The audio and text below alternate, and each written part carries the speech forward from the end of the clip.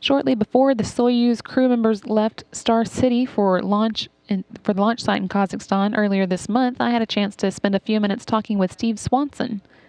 We talked about his plans for this first long-duration mission of his career and the work that he and his crewmates have done to get ready for the flight.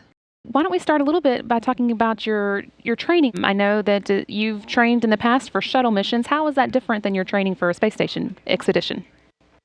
Well, first of all, the flow for this kind of expedition is much longer. It's 2.5 years long. And you also aren't really training for many specific events like in a shuttle. Shuttle, we knew what we were going to do every day, and we would train for those specific tasks. And in a space station, you don't know really what's going to break. You don't know exactly what science you're going to do when you start the training flow. So you have to be able to more be a jack of all trades and get more skill-based training than you would on a shuttle mission. So you've been training for a good long time for this.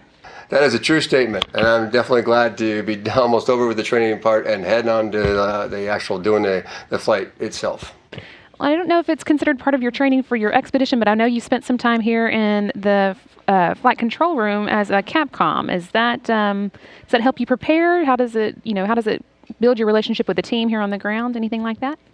Well, I do think that's very important, actually, because I think it helps to really know what's going on in mission control. When you come down with a question or a comment or any other kind of communication with the ground, if you've been a Capcom, you know what that means and how it processes through all of the MCC. And so having that idea, your expectations then are, I think, realistic, and you can really help the communication be much better if you have that knowledge.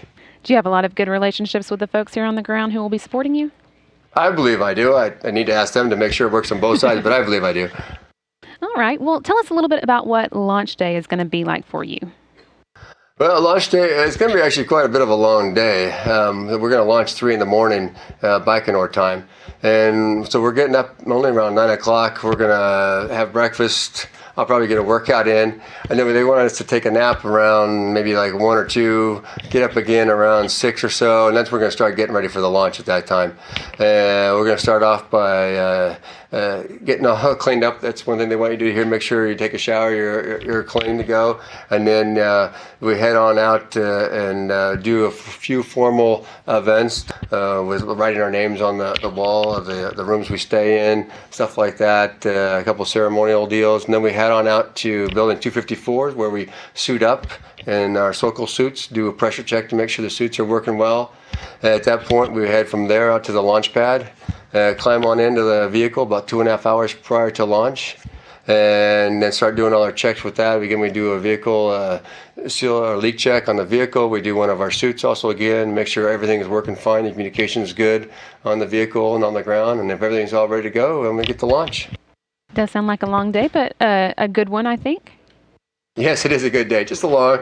Again, then after lunch, your day's not over. Of course, you have in 6 hours you're going to be docking the station, and you have to go through the leak checks aboard the station to make sure you got a good leak or no leaks between the Soyuz and the station itself, and then you can go and open the hatch, and we'll have a little press conference at that time.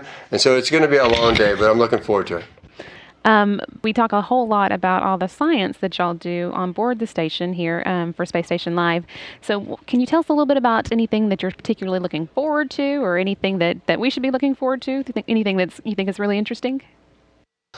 There's many interesting parts or science experiments I think we're doing, but one thing, like for me, I'm definitely interested in is the eyesight issue we're having with astronauts, and we're going to do a whole bunch of tests from ultrasounds to OCTs to fundoscopes to all sorts of things, and to really try to figure out why the eyesight is changing for astronauts. And I think it's kind of important for, as we continue on in our space exploration, we need to figure this out so we don't have many issues later on for other astronauts coming who follow on behind us, I should say.